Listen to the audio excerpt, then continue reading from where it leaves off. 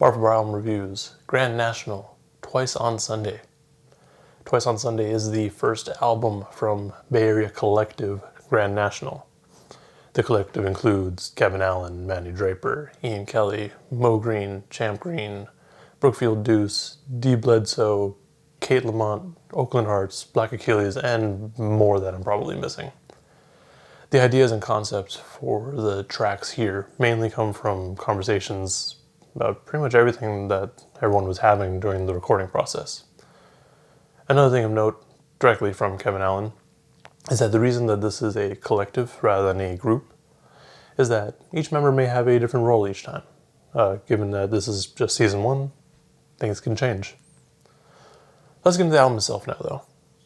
I'm not gonna lie, this was a bit harder to write just because their lyrics aren't on Genius, and I usually just go through the actual lyrics and break it down. So, hopefully, this is appropriate. So the album starts off with Wings and Things, which is also the name of a wing place that used to be in Richmond. This track does a good job of setting the tone for the rest of the project, but I feel like they're cheating just because this is really the type of instrumental and song that I really like. So they got me right away.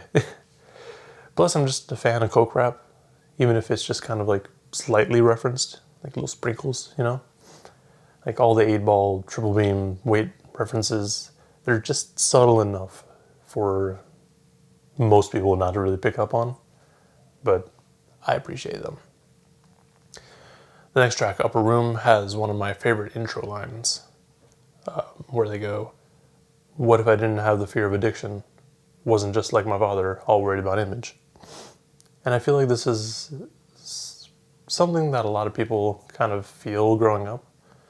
Not strictly related to addiction, but not wanting to grow up like your parents. This could really just be in any aspect, and not just if they're focused on their image or have addictions. The first entire verse is one of my favorites, really, just because it's really introspective. And this is a trend that continues throughout the track with the other verses. The second verse that we get from Mo Green touches on the uncertainty of everything and really just ties that into faith. The biggest takeaway from this track is, what if all we are doing really isn't worth it and nothing comes out of it? The last verse is great too, because I just like when a beat quiets down and lets the MC do their thing. They go, "These industry dudes are weird. I'll be independent for years." I just really like that line because it touches on how so many newer artists feel about the industry and how being independent is really the best way to kind of maintain that creative integrity that you wanted to start out with.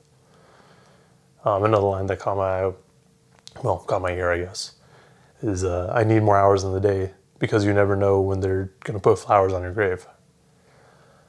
I really like this mindset. It's basically a play on life's short. So sometimes you just want to create something that's everlasting, and to do so you have to work on it continuously, and you do so in fear that you might die before you reach your goal. The next track, Positive, touches on basically just trying to be positive, even though there's things that are trying to stop you. It's just a really good vibe overall. Then we get into the longest track on the album, The Young, Black, and Beautiful. This is basically just a crew cut with most everyone involved with the project featured here. The delivery by everyone, combined with the instrumental, makes this 7-minute long track just fly by. I also just thought that the Instacart cutaway was fun because it's a little too real. The next track, Cousin Faith / The Seed, is a 2-parter.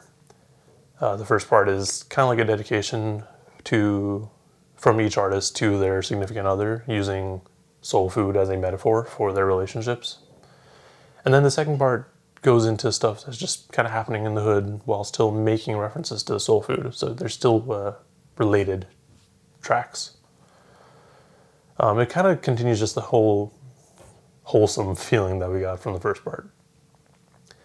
Another line that I just liked was, I'ma do like Medusa, rock them stakes upon Versace. Handed down my Gucci to my son, his turn to fly. The last part was probably wrong. I would have to go off my ears. But I just thought it was a fun line, and I really enjoyed the way it was delivered.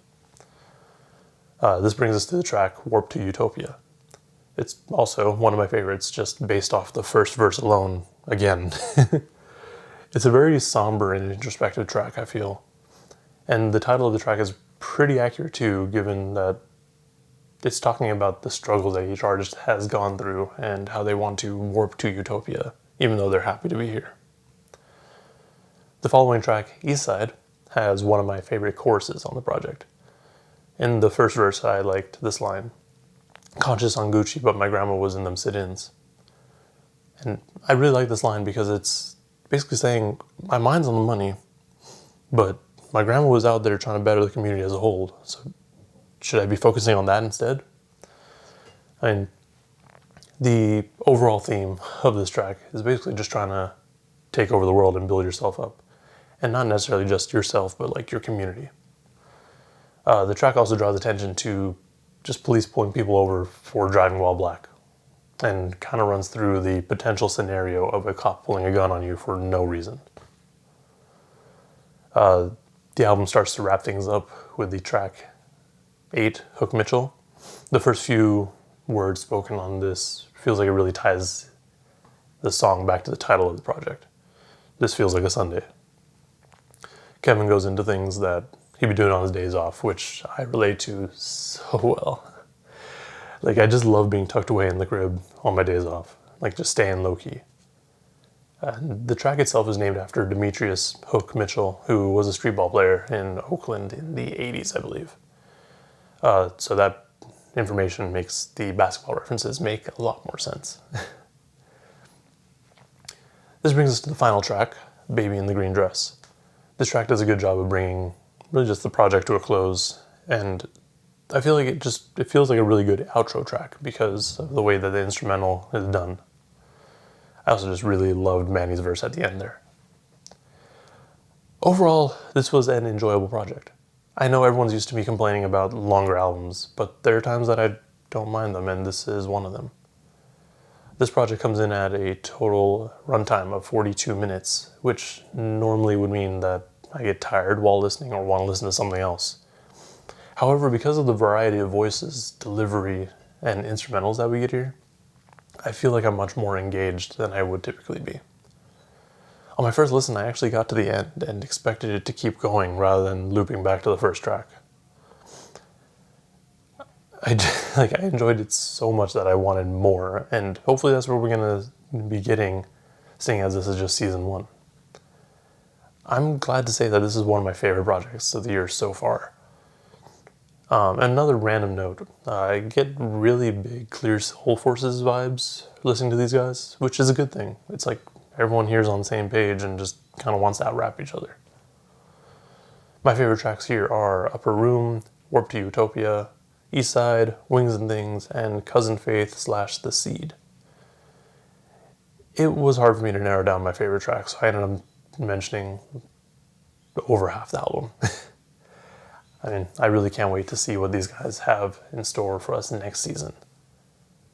Well, with all that said, let me know in the comments below what you thought of this album if you have listened to it. And if you haven't, do yourself a favor, go listen to it. Also, remember to like and subscribe if you want to see more reviews. And yeah, thank you for watching. Stay safe out there.